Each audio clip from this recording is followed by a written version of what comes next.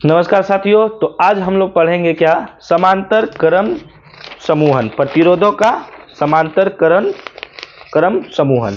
अब देखिए, उस टाइम हम लोग पढ़ते क्या, श्रेणी क्रम। अब समांतर क्रम क्या होता है? समांतर क्रम मतलब कि जब ये प्रतिरोध है, ये प्रतिरोध को पैरेलल लेंगे, मतलब एक दूसरे के पैरेलल, जैसे रेलगाड़ी की पटरी कैसे होती है उस प्रकार, इसे ही R1 R2 R3, इसे क्या कहा जाता है? समांतर क्रम समूहन। क्लियर है? मतलब जब कोई भी प्रतिरोध को इस प्रकार से जोड़ते, देख रहे होंगे चित्र में, ए बी के बीच R1 R2 R3, मतलब ए और बी के बीच R1 R2 R3 समांतर क्रम जोड़े हैं। तो चित्र में क्या है, ये मान लीजिए कोई भी बैटरी से जोड़ दिए हैं, तो I धारा प्रवाहित हो रही है। बिंदु ए पर यह 3 भागों में बढ़ जाता है। ए पर क्या है, 3 भागों में, जो इसमें क्या हो रहा है, करंट जो है बढ़ जा रहा है। इसमें क्या हो रहा है, वोल्टेज सब में सेम जाएगा, विभवांतर सब में सेम रहेगा, और करंट क्या है, ये बढ़ जा रहा है। तो I1 I2 R3, मान लिया जाए कि I1 I2 R3 धारा में R1 R2 R3 प्रवाहित हो रही है। यहाँ गलती है कुछ, यहाँ थोड़ा गलती से लिखा हुआ है कि मान लिया जाए I1 I2 I3 धारा में, मान लीजिए धारा में प्रतिरोध जो है R1, यहाँ लिख सकते हैं क्या, प्रतिरोध R1 R2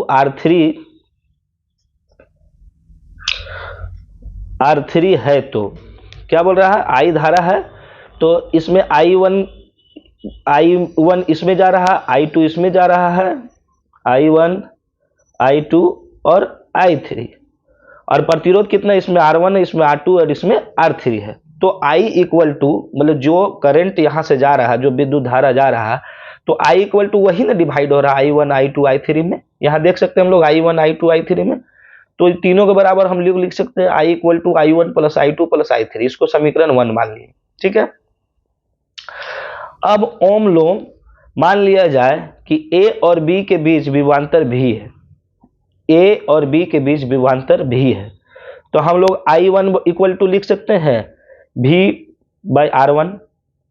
क्या इसके मतलब यहाँ पर जो हम लोग को करंट कितना प्रवाहित हो रहा है, विद्युत धारा, तो I इक्वल टू हम लोग जानते हैं कि V बाई R होता है, तो इसी प्रकार I1 equal to V by R1 लिख दिए। उसके बाद I2 बराबर V बाई R2 लिख दिए, और उसके बाद I3 में लिख सकते हैं V बाई R3।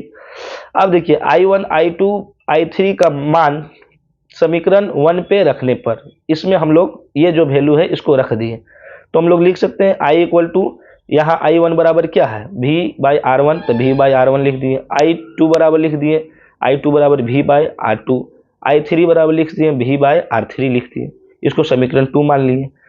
और यदि A और B के बीच समतुल्य प्रतिरोध RS मतलब RP हो, तो हम लोग लिख सकते हैं I equal to V by RP। सही बात है, मतलब सब के बदली एक ही अगर हम लोग अगर लगा देते हैं प्रतिरोध, तो हम लोग लिख सकते हैं V बाई RP।